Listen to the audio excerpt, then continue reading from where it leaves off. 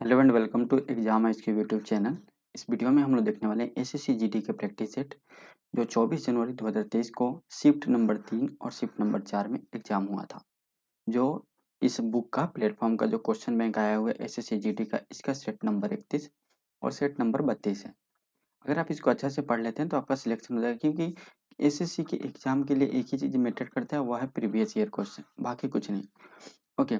अगर आप इसका पीडीएफ लेना चाहते हैं तो टेलीग्राम और व्हाट्सएप ग्रुप पे ज्वाइन हो जाइए, वहाँ पे आपको इसका पीडीएफ देखने को मिल जाएगा। चलिए हम स्टार्ट करते हैं। बाकी ये सब बुक्स का भी वीडियो अपलोड कर दिया गया। डेली 9 बजे रात को लाइव क्लास होता है एसएससी जीडी का। किसके द्वारा लिया जाता है? छोई मैम के द्वारा लिया जाता है, तो आप इसको भी ज्वाइन कर सकते हैं।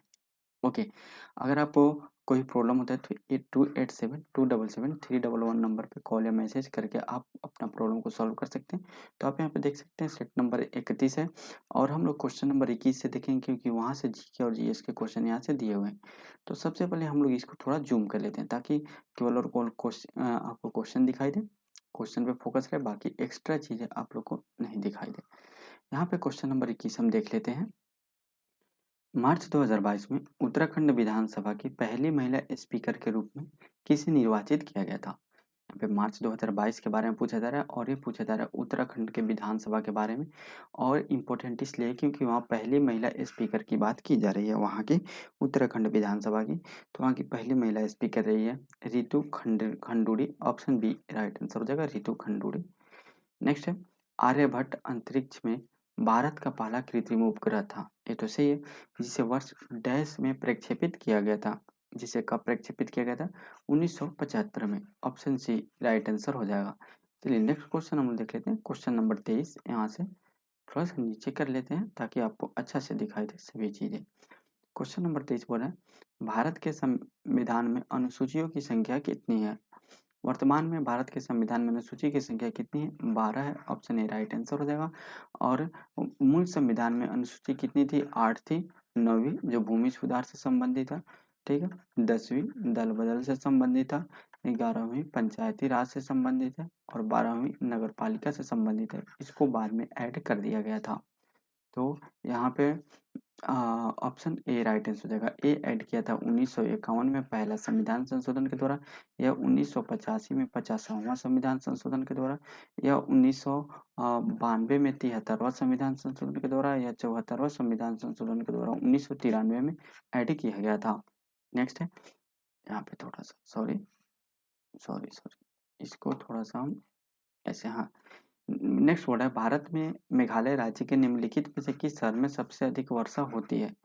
मेघालय राज्य के किस शहर में? तो मासिनराम में होती है। ऑप्शन डी राइट आंसर हो जाएगा।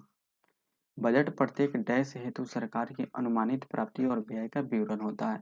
बजट प्रत्येक डैश हेतु यानी प्रत्येक किस वर्ष में जो होता है यह होता है, तो प्रत्येक वित्तीय वर्ष हेतु सरकार की अनुमानित प्राप्तियों और व्यय का विवरण होता है। ऑप्शन बी राइट आंसर हो जाएगा। मोहिनी अट्टम नृत्य हिंदू देवता डैश के सम्मान में महिलाओं द्वारा रहस्यमयी मोहिनी के उनके अवतार के रूप में किया जाता है, ठीक है। तो ये जो विष्णु देवता का जो अवतार है, यानी मोहिनी अट्टम नृत्य जो है वह विष्णु देवता के अवतार के लिए, जब विष्णु भगवान का महिलाओं के जो है मोहिनी का अवतार लिए थे, उसी के उपलक्ष्य में ये नृत्य किया जाता है Mohini attam. Option D right answer हो जाएगा। नेक्स्ट है, श्री भगवंत मान मार्च 2022 में भारत के डैश राज्य केंद्र शासित प्रदेश के मुख्यमंत्री बने। यह कहाँ के? पंजाब के मुख्यमंत्री बने थे भगवंत मान, जो आम आदमी पार्टी से संबंधित है। आम आदमी पार्टी से। ऑप्शन बी राइट आंसर हो जाएगा। किसने भारत के सर्वोच्च न्यायालय द्वारा जून 2022 में अविश्वास प्रस्ताव के विरुद्ध शिवसेना की स्थगन याचिका को स्वीकार नहीं करने के बाद महाराष्ट्र के मुख्यमंत्री पद से त्यागपत्र दे दिया था? तो आपको पता है पहले शिवसेना के ही मुख्यमंत्री थे उद्धव ठाकरे, बाद में इन्होंने त्यागपत्र दे दिया। ऑप्शन बी राइट आंसर हो जाएगा। नेक्स्ट, निम्नलिखित में से किस कारण से खेती की काटो और जलाओ विधि अपनाई जाती है? काटो और जलाओ विधि किस कारण से अपनाई जाती है खेती में?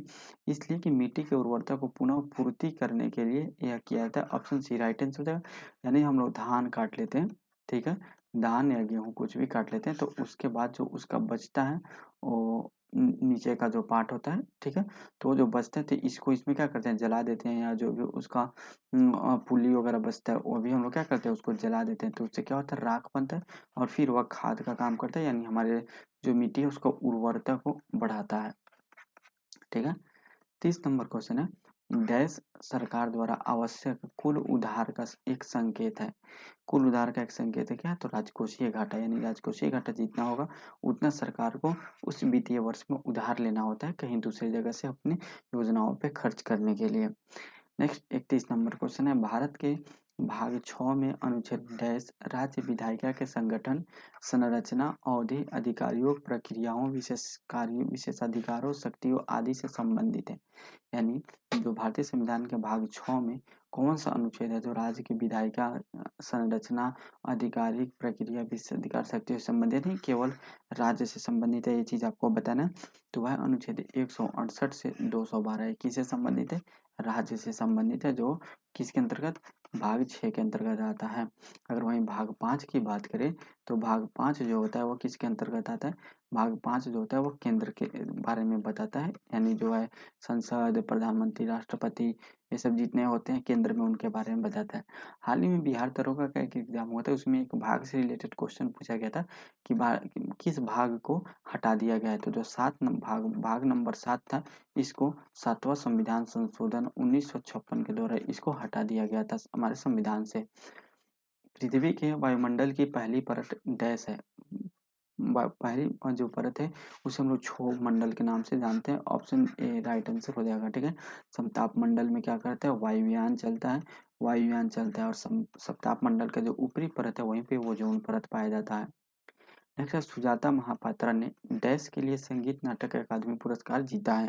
सुजाता महापात्रा ने किसके लिए, तो ओडिसी नृत्य शैली के लिए जो है वह संगीत नाटक अकादमी पुरस्कार जीता है, किसने, Sujata Mahapatra, option A right answer हो जाएगा।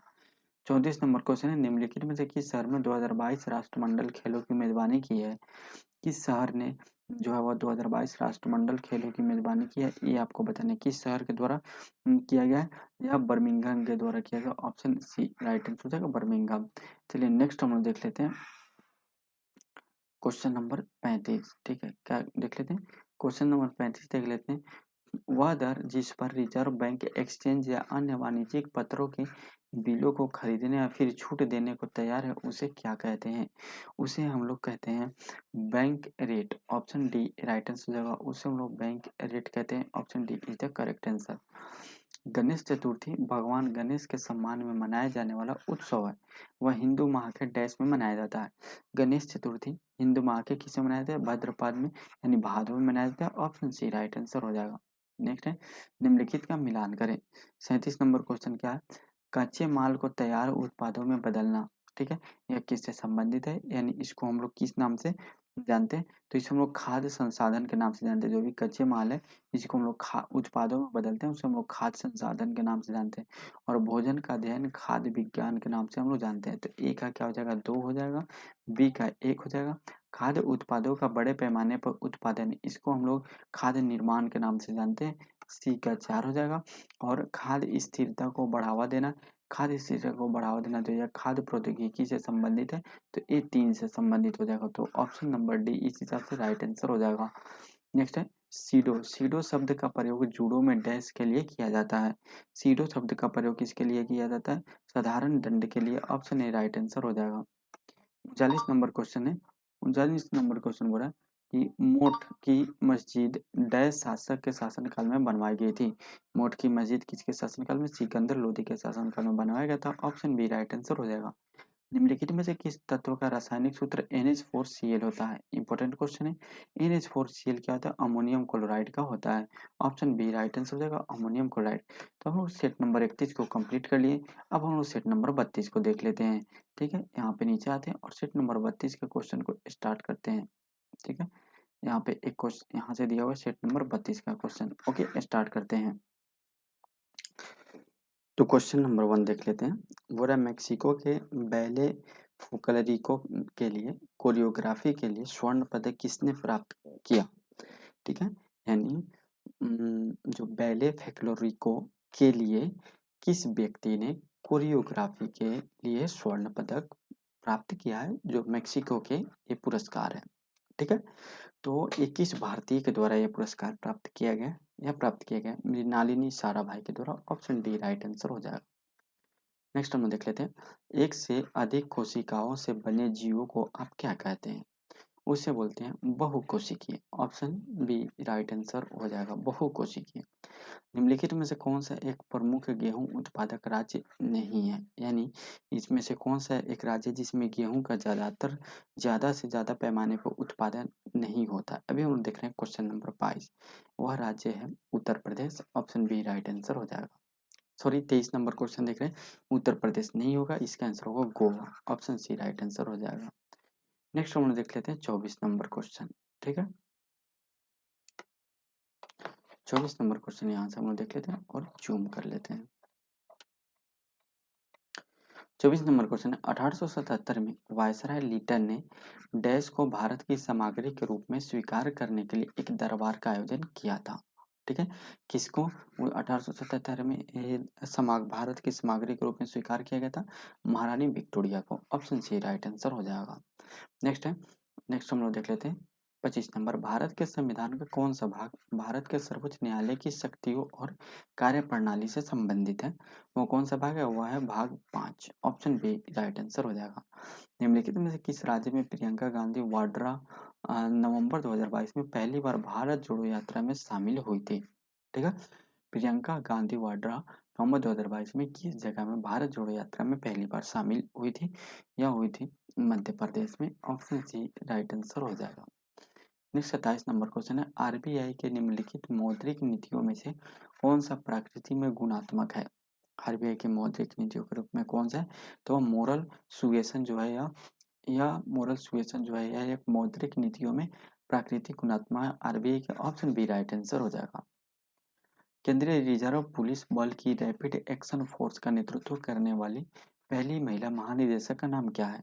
जो सीआरपीएफ है, सीआरपीएफ का रैपिड एक्शन फोर्स का नेतृत्व करने वाली पहली महिला का नाम बताना है, वह है any Abraham. Option A right answer हो जाएगा। कार, कपड़े, चॉकलेट जैसी वस्तुएं जो सीधे उपभोक्ताओं को बेची जाती है डैश कहलाती है, वह क्या कहलाती है? वह निजी वस्तुएं कहलाती है। ऑप्शन सी राइट आंसर हो जाएगा। भारत के राष्ट्रीय खेल 2022 के 36वें संस्करण में किस राज्य ने सर्वाधिक कांस्य पदक जीते हैं? ठीक है, 36वें संस्करण में सर्वाधिक कांस्य पदक किसने जीते हैं? तो राष्ट्रीय खेल 2022 में ये आपको बताना है, या महाराष्ट्र ने जीता। ऑप्शन बी राइट आंसर हो जाएगा। भारत में आपातकाल की उद्घोषणा केवल डैश ही कर सकता है? आपातकाल की उद्घोषणा कौन कर सकता है? राष्ट्रपति ही कर सकता है। ऑप्शन बी राइट आंसर हो जाएगा।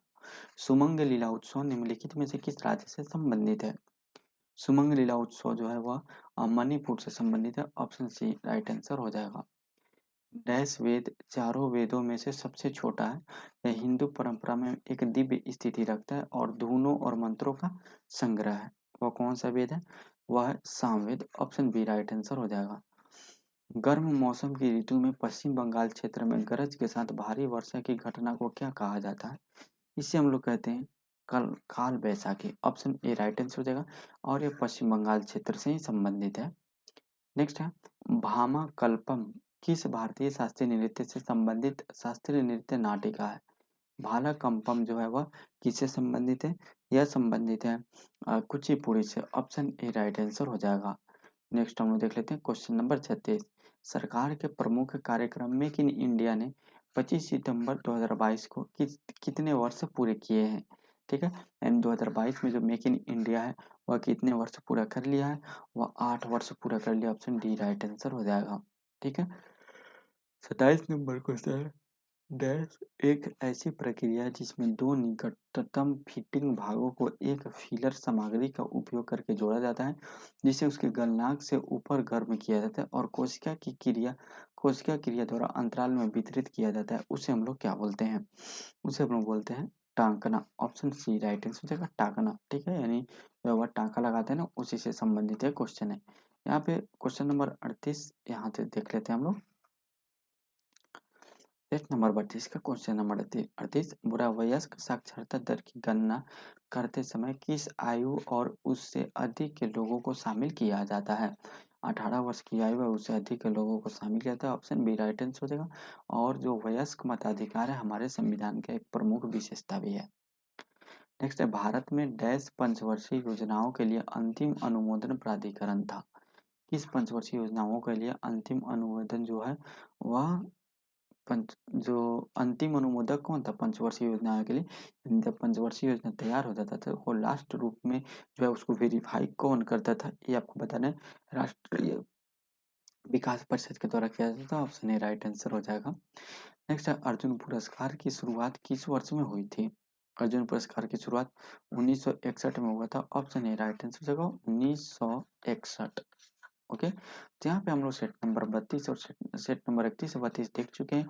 ठीक है, नेक्स्ट हम देख लेते हैं 25 जनवरी 2023 को शिफ्ट नंबर 1 और 2 क्वेश्चन देखेंगे जो 33 और 34 नंबर सेट होगा। और परसों या चौथा रोज तक हम लोग इस बुक को भी कंप्लीट कर लेंगे। उसके बाद इसका एक मैराथन वीडियो लेके आएंगे जिसमें सभी जीके और जीएस के क्वेश्चन को एक साथ डिस्कस करेंगे। मिलते हैं किसी नेक्स्ट वीडियो में। आप लोग इस चैनल को सब्सक्राइब करके बेल आइकन को दबा दीजिए ताकि आने वाले से वीडियो को नोटिफिकेशन आपको मिलते रहे। आज के वीडियो में इतना ही, तब तक के लिए जय हिंद, जय भारत।